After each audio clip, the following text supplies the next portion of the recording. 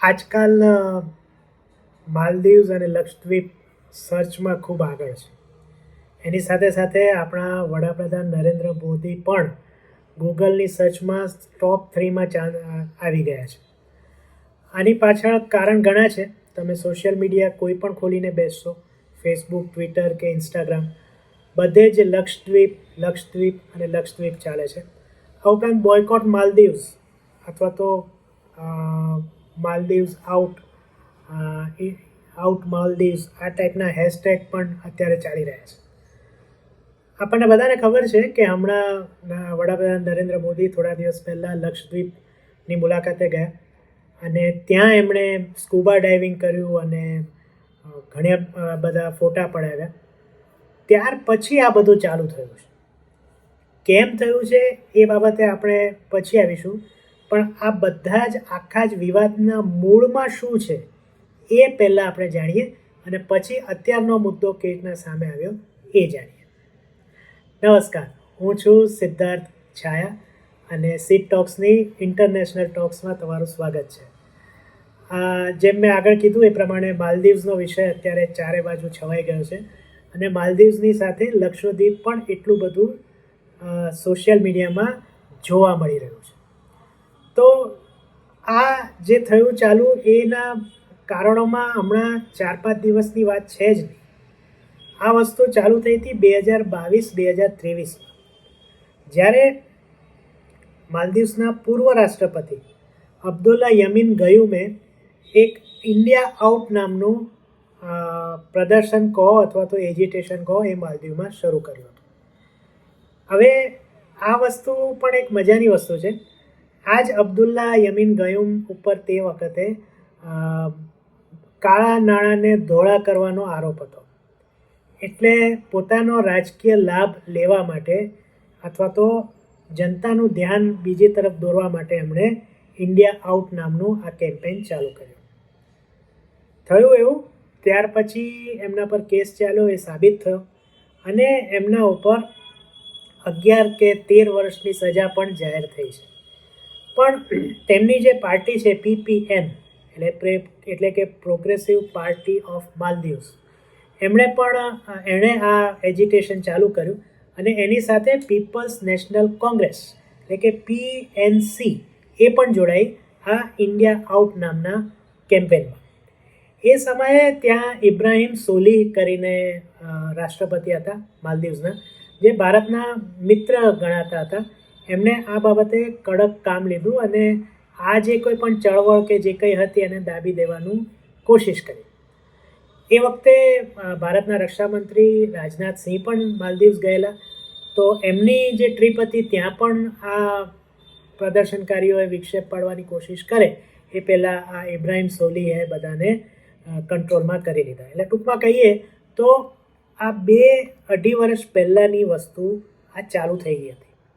હવે ગયા વર્ષે માલદીવમાં પ્રમુખની ચૂંટણી થાય છે અને એમાં જેમ મેં વાત કરી એમ પીપલ્સ નેશનલ કોંગ્રેસ એટલે PNCના જે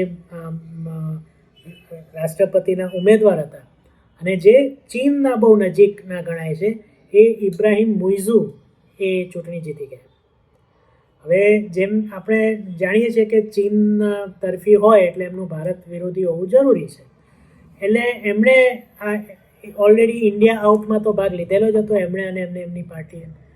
એટલે હવે એમણે ધીમે ધીમે ઇન્ડિયાને એવું કહ્યું કે ભાઈ તમારા જે સૈનિકો અહીંયા માલદીવ્સમાં છે એમને તમે પાછા ખેંચી લો. આ ઉપરાંત ભારત અને માલદીવ્સ વચ્ચે એક હાઇડ્રોગ્રાફી પેક્ટ છે.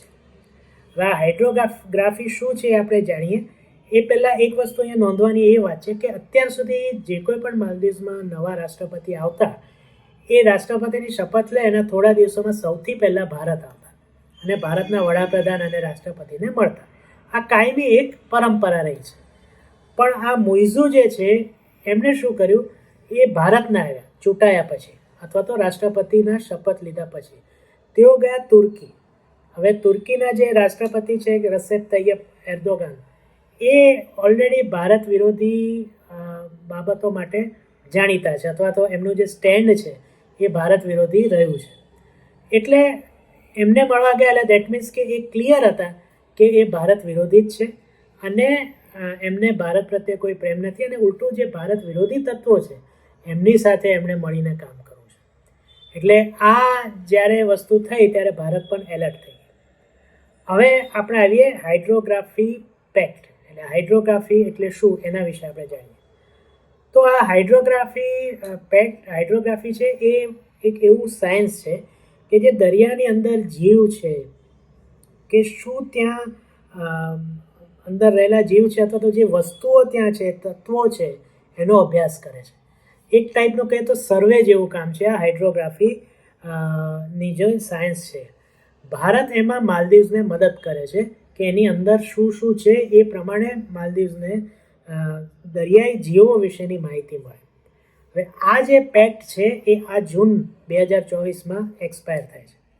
હવે આ જે નવા રાષ્ટ્રપતિ આવ્યા મુઇઝુ, એમણે ભારતને કહી દીધું કે ભાઈ હવે અમને આગળ આ પેક્ટ લઈ જવામાં કોઈ રસ નથી, એટલે તમે મહેરબાની કરીને હવે આપણે આમાં આગળ વધવાનું નથી.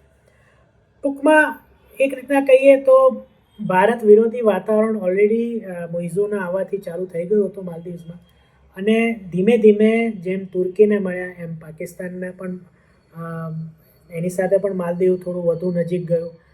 આ બધું થયું એને કારણે ભારત સરકારને અને અમુક લોકો જે વિદેશી બાબતો ઉપર નજર રાખતા હોય છે એમને ખ્યાલ આવ્યો કે માલદીવ્સ હવે આપણી વિરુદ્ધ થઈ રહ્યું છે. હવે આ જે કંઈ થયું એની પાછળ એક બીજો ઇતિહાસ પણ છે. રાજીવ ગાંધીના સમયમાં માલદીવ્સના મામૂન અબ્દુલ ગયુમ નામના રાષ્ટ્રપતિ હતા. એમની સામે માલદીવના લશ્કર અને એમની સાથે જે શ્રીલંકાના પ્રોફેશનલ લડવૈયા જેને મર્સિનરીઝ કહેવામાં આવે છે, એમણે ભેગા મળીને એક બળવો પોકાર્યો હતો અને મામૂન અબ્દુલ ગયુમની વિનંતીથી રાજીવ ગાંધીએ ભારતીય સેનાને બાય સી માલદીવ્સ મોકલી હતી અને આ બળવાને નિષ્ફળ બનાવ્યો હતો. આ આખા ઓપરેશનને ઓપરેશન કેક્ટસ નામ આપવામાં આવ્યું. ટૂંકમાં માલદીવ્સ ઉપર ભારતનો ઉપકાર ઘણો છે. આટલું ઓછું હોય એમ લગભગ કોવિડના સમયમાં માલદીવ્સમાં પીવાના પાણીની તંગી થઈ ગઈ હતી, તો ભારતે જહાજ ભરીને પીવાનું પાણી માલદીવ્સ મોકલ્યું હતું. આ જ નરેન્દ્ર મોદીના નેતૃત્વ હેઠળની સરકારે. ટૂંકમાં જ્યારે જ્યારે માલદીવ્સને જરૂર પડી છે ત્યારે ભારતે એને મદદ કરી છે. આટલું જ નહીં, જે ગ્લોબલ વોર્મિંગની એની વાત ચાલે છે જેને કારણે એન્ટાર્કટિકા પીગળી રહ્યો છે અને અમુક વર્ષોમાં અમુક દેશો દેખાશે પણ નહીં એવી જે ભીતિ સેવાઈ રહી છે, એમાં માલદીવ્સનું નામ સૌથી ઉપરના 3-4 દેશોમાં આવે છે. ટૂંકમાં આવનારા અમુક વર્ષોમાં તો માલદીવનું કોઈ અસ્તિત્વ જ નહીં રહે, એટલું બધું પાણી સમુદ્રમાં વધી જવાનું. હવે આ બાબતે પણ ભારત જ્યારે પણ આ બાબતની ચર્ચા થાય છે, વૈશ્વિક સંમેલનો ભરાય છે, ત્યારે ભારત એમાં ખૂબ એક્ટિવ 2014 પછી બહુ એક્ટિવ થયું છે. એટલે માલદીવ્સને એમાં પણ ભારતની જરૂર છે. પણ ચીની અસરની નીચે આ જે માલદીવના નવા રાષ્ટ્રપતિ છે મુઇઝુ, એ ભારત વિરોધી કામ કરી રહ્યા છે. હવે આનાથી ભારતે માલદીવ્સને કંઈક તો પાઠ ભણાવવાનો રહે કે નહીં. હવે એમાં થયું એવું કે 4 દિવસ પહેલાં વડાપ્રધાન નરેન્દ્ર મોદી લક્ષદ્વીપની યાત્રાએ ગયા અને એમણે ભારતના લોકોને એમ કીધું કે ભાઈ આપણે ત્યાં પણ આવો એક પ્રદેશ છે, આવો અને લક્ષદ્વીપની યાત્રા કરો. પ્રવાસીઓને એમણે આમંત્રણ આપ્યું. આના સિવાય નરેન્દ્ર મોદીએ ત્રીજી કોઈ જ વાત કરી નથી. એમણે ફક્ત ફોટા મૂક્યા, વિડીયો મૂક્યો, સ્કૂબા ડાઇવિંગના ફોટા કે પોતે બેઠા છે એવા ફોટા અને 1-2 વિડીયો કે તેઓ બીચ ઉપર ફરતા હોય લક્ષદ્વીપના, આટલી વસ્તુ જ એમણે કરી. એ કશું જ માલદીવના પણ નહોતા બોલ્યા. પણ મારા જેવા કોઈક હોય ને દોડદાયા, એમને એવી જેમને આ બેકગ્રાઉન્ડની ખબર હતી કે માલદીવમાં ઇન્ડિયા આઉટનું પ્રદર્શન અથવા તો ઇન્ડિયા વિરોધી તત્વો કામ કરી રહ્યા છે, એટલે એમણે એક એવી સંભાવના વ્યક્ત કરી મારા જેવા લોકોએ કે આ કદાચ માલદીવને પાઠ ભણાવવા માટે જ હશે. અને એમણે આવી સોશિયલ મીડિયામાં પોસ્ટ પણ કરી. એમનું જોઈને સોશિયલ મીડિયામાં છેલ્લા 4-5 દિવસથી માલદીવ્સ ન જાઓ પણ લક્ષદ્વીપ જાઓ આવી પોસ્ટ થવા માંડી.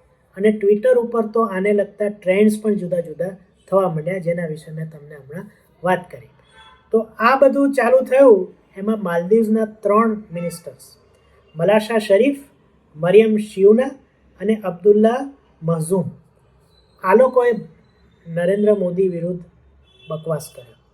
એમાં પણ જે મલાશા શરીફ અથવા તો મરિયમ શિયુના છે એમણે તો નરેન્દ્ર મોદીને ઇઝરાયલની કઠપુતલી કીધી અને જોકર કહ્યા. હવે ભારતીય વડાપ્રધાનોનું અપમાન એ લોકો કદાચ સહન કરતા એન્જોય કરે છે જેમને નરેન્દ્ર મોદી સાથે જ વાંધો છે, પણ બાકીના દેશવાસીઓનું એવું નથી. એટલે સામાન્ય મારા તમારા જેવા લોકોથી માંડીને સેલિબ્રિટીઝ જેમ કે અક્ષય કુમાર, સલમાન ખાન, સચિન તેંડુલકર આ બધાએ કાઉન્ટર એટેક કરવા માટે માલદીવ ન જવું અને ઇન્ડિયાના જુદા જુદા બીજા બીચીસ છે ત્યાં જઈને એન્જોય કરવું અથવા લક્ષદ્વીપ જઈને એન્જોય કરો એવી અપીલ કરવાની ગઈકાલે ચાલુ કરી દીધી. આને કારણે એવું થયું કે માલદીવ્સની સરકારની છબી તો બગડી, કારણ કે એમના 3 મંત્રીઓએ આ રીતના ભારત વિરુદ્ધ ઝેર ઓક્યું હતું. એમાં જે અબ્દુલ્લા મહઝૂમ છે એમણે તો ભારતીય કેટલા ગંદા છે પ્રવાસન સ્થળોએ એની ટિપ્પણી એમણે એવી કરી દીધી હતી. એટલે રાતના એવા સમાચાર આવ્યા ગઈકાલે કે ભાઈ આપણે આ ત્રણેય જે માલદીવના મંત્રીઓ છે એને સરકારે નિરસ્ત કરી દીધા અથવા તો એમને કાઢી મૂક્યા. હવે આ બધું ચાલી રહ્યું હતું ત્યાં સવારે એક સમાચાર એવા આવ્યા છે કે ઇઝ માય ટ્રીપ એમણે હાલ પૂરતું માલદીવ્સ જતી એમની તમામ ટ્રીપ હોલ્ડ ઉપર રાખી છે. એટલે એમણે પાછું લખ્યું પણ છે કે દેશની ભાવનાને ધ્યાનમાં લઈને અમે આ પગલું ભરી રહ્યા છીએ. એટલે માલદીવ્સ ઉપર અત્યારે ભારતીયો કોઈ જાય નહીં એવી પરિસ્થિતિ નિર્માણ થાય છે. આ તો ખાલી ઇઝ માય ટ્રીપની જ વાત છે. બાકી મેક માય ટ્રીપ છે કે યાત્રા.com છે એની તો આપણે વાત હજી જાણી જ નથી કે એ લોકોનું શું સ્ટેન્ડ છે. અથવા ઇન્ડિવિજ્યુઅલી કદાચ મેં કોઈ પ્લાન કર્યું હોય માલદીવ્સનું ને આ બધું જોઈને મેં કેન્સલ કર્યું, એવા કેટલા કેન્સલેશન થયા એની પણ હજી કોઈ ડેટા બહાર આવ્યો નથી. પણ એક ડેટા મારી પાસે અત્યારે છે અને એ ડેટા ન્યૂઝ 18નો છે. એમાં એમણે પાછું માલદીવની જે ટુરિઝમ મંત્રાલય છે એને જ કોટ કર્યા છે કે ગયો નવેમ્બર જે ગયો 2023માં એમાં 18,905 ભારતીયો ફક્ત નવેમ્બરમાં માલદીવ્સ ગયા હતા અને જે ટોટલ પ્રવાસીઓના 11.6% હતા. 2023 આખામાં માલદીવ્સમાં કુલ જેટલા પ્રવાસીઓ ગયા યુરોપ, અમેરિકા, એશિયા કે પેસિફિક, ઓસ્ટ્રેલિયા ગમે ત્યાંથી એમાંથી 10.9% ભારતીયો હતા. એટલે માલદીવ્સની ઇકોનોમી અર્થતંત્ર એક રીતના જોઈએ તો ટુરિઝમ પર આધારિત છે. એમને ત્યાં કોઈ મેન્યુફેક્ચરિંગ નથી, બીજી કોઈ વ્યવસ્થા નથી, એટલે ટુરિઝમ પર આધારિત છે. અને એ ટુરિઝમમાં પણ ભારતીયોનો ફક્ત 2023નો ડેટા લઈએ તો 10%થી 11%નો મોટો ફાળો છે. હવે જો આ બંધ થઈ જાય તો શું થશે માલદીવનું એ આવનારો સમય થશે. ટૂંકમાં સમય એવો અત્યારે આવી ગયો છે કે ભારત વિરુદ્ધ વલણ અપનાવવું એ જુદી વસ્તુ છે અને એને પછી ટકી રહેવું એ જુદી વસ્તુ છે. પાકિસ્તાનને તો 3 કે 2 વખત ખબર પડી ગઈ છે, એકવાર સર્જિકલ સ્ટ્રાઇકથી ને એકવાર એર સ્ટ્રાઇકથી, કે ભારતને હવે છંછેડવું એ યોગ્ય નથી. જ્યારે આપણે કેનેડાની પણ હમણાં વાત જોઈ, કેનેડા અંગે પણ એક વિડીયો મેં અલગથી કર્યો છે જે હું નીચે કમેન્ટ સેક્શનમાં નીચે ડિસ્ક્રિપ્શનમાં આપી દઈશ. તો એમને પણ આપણે લાઈન પર લાવ્યા છે. ટૂંકમાં ભારત વિરુદ્ધ જો કેનેડા કે પાકિસ્તાન ન બોલી શકતું હોય તો માલદીવ્સ જો આવું કરતું હોય, ભારત જો કોઈને છંછેડતું નથી, પણ તો તમે જો ભારત વિરુદ્ધ વાત કરશો તો તમારી ખેર નથી. એક સમાચાર એવા પણ આવી રહ્યા છે કે ભારતે માલદીવ્સના હાઈ કમિશનરને ઘરે જતા રહેવાનો આદેશ આપી દીધો છે. એટલે એ સમાચાર પણ અત્યારે તાજા છે. એટલે ભારત અત્યારે પ્રોએક્ટિવ વિદેશ નીતિ અપનાવી રહી છે અને એને કારણે ભારતને છંછેડવું હવે કોઈ માટે યોગ્ય નથી. તો બીજી તરફ આપણે ત્યાં જ અમુક એવા લોકો છે જે અત્યારે ચિંતા કરે છે કે હાય પહેલાં તો ચાઇના દૂર થઈ ગયું, પછી પાકિસ્તાન સાથે પણ હવે મંત્રણા કોઈ થતી નથી, કે પછી ભૂતાનમાં પણ ચાઇનાની દખલ છે, નેપાળ પણ આપણાથી દૂર છે, રહી ગયું હતું તે માલદીવ્સને પણ હવે આપણે દૂર કરી દીધું, હાય હવે આપણું શું થશે? એવું નથી હોતું. ચીનને પણ આપણે દેખાડી દીધું છે કે અમે ફર્મ રહીશું, તમે ન નડો તો અમે તમને નહીં નડીએ. પાકિસ્તાનને પણ સીધી વાત છે. નેપાળમાં સમય બદલાઈ રહ્યો છે, એની આપણે રાહ જોઈ રહી. ભૂતાન એટલું બધું ચીન તરફી નથી થયું. માલદીવ્સ જે ચીન તરફી થવા જઈ રહ્યું હતું અથવા તો થઈ રહ્યું હતું, એને આપણે આ એક પદાર્થ પાઠ શીખવાડ્યો છે.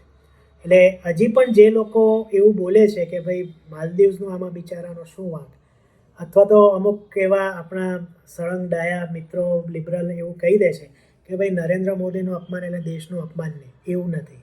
નરેન્દ્ર મોદી અત્યારે દેશના વડાપ્રધાન છે, અને વડાપ્રધાન કોઈ પણ હોય, આપણને ખબર છે કે દેહાતી औरत કરીને જે પાકિસ્તાનના વડાપ્રધાને અપમાન કર્યું હતું મનમોહન સિંહનું, તો આપણા નરેન્દ્ર મોદીએ જ એનો જવાબ આપ્યો હતો. વડાપ્રધાન કોઈ પણ પક્ષનો હોય, પણ એ આપણા દેશનો પહેલાં હોય છે, એટલે એનું અપમાન સહન કરવાની તો કોઈને મંજૂરી જ નથી, એમ કહીએ તો ચાલે. અત્યારે લોકો ઘણા મશ્કરી પણ કરી રહ્યા છે વડાપ્રધાનના સમર્થનો કે બધા સમર્થકોનો, કે બધા અત્યારે લક્ષદ્વીપની ટિકિટ બુક કરવા મંડી પડ્યા છે. લક્ષદ્વીપમાં તો હજી કેટલા બધા કાગળિયા કરવા પડે છે. જો આ એક પહેલું પગથિયું છે નરેન્દ્ર મોદી લક્ષદ્વીપમાં જઈને. હવે ત્યાં જેટલા પણ વિઘ્નો આવશે કાગળિયાના, કે ત્યાં પહોંચવાના, વિમાનના કે ફેરી સર્વિસીસના કે ક્રૂઝના, એ હવે ધીમે ધીમે દૂર થશે. એટલે મારા વ્યક્તિગત મત એવું લાગે છે કે આવતા 6 મહિનામાં લક્ષદ્વીપ એ એક ધમધમતું પ્રવાસન સ્થળ ભારતીયો માટે થઈ જવાનું છે. હવે શું થશે શું નહીં એની અપડેટ્સ પણ આપણે અહીંયા સીટ ટોક્સ ઉપર મેળવતા રહીશું. આ વિડીયો તમને કેવો લાગ્યો એ તમે જરૂર મને નીચે કમેન્ટ કરીને કહેજો. આ વિડીયોમાં મેં ઘણું રિસર્ચ કર્યું છે. મારે પહેલો આ વિડીયો છે જેમાં મેં આટલું બધું રિસર્ચ કરીને અહીંયા વિડીયો પોડકાસ્ટ બનાવ્યું છે. તો મને કહેજો કે આ રિસર્ચ તમને શું લાગ્યું. તમે કોઈ નવી માહિતી જાણતા હો માલદીવ્સના વિશે, અથવા તો એના વિશે કંઈક નવું, તો મને જરૂર કહેજો. મેં કીધું પ્રમાણે કમેન્ટ સેક્શનમાં. બાકી વિડીયો ગમે તો પ્લીઝ લાઇક કરી દેજો, મિત્રો સાથે શેર કરજો, અને અને અને આ ચેનલને સબસ્ક્રાઈબ જરૂર કરજો. ચાલો પહેલાં તમે ચેનલ સબસ્ક્રાઈબ કરી દો, પછી આપણે વિદાય લઈએ. કરી દીધી? ચાલો, તો ચેનલ સબસ્ક્રાઈબ કરવા બદલ તમારો ખૂબ ખૂબ આભાર. અને હવે આપણે કોઈ નવા વિષય સાથે ફરીથી સીટ ટોક્સ ઉપર કોઈ નવા વિડીયોને લઈને મળીશું. ત્યાં સુધી સિદ્ધાર્થ છાયાને આજ્ઞા આપું, અને તમને બધાને મારા તરફથી આવજો.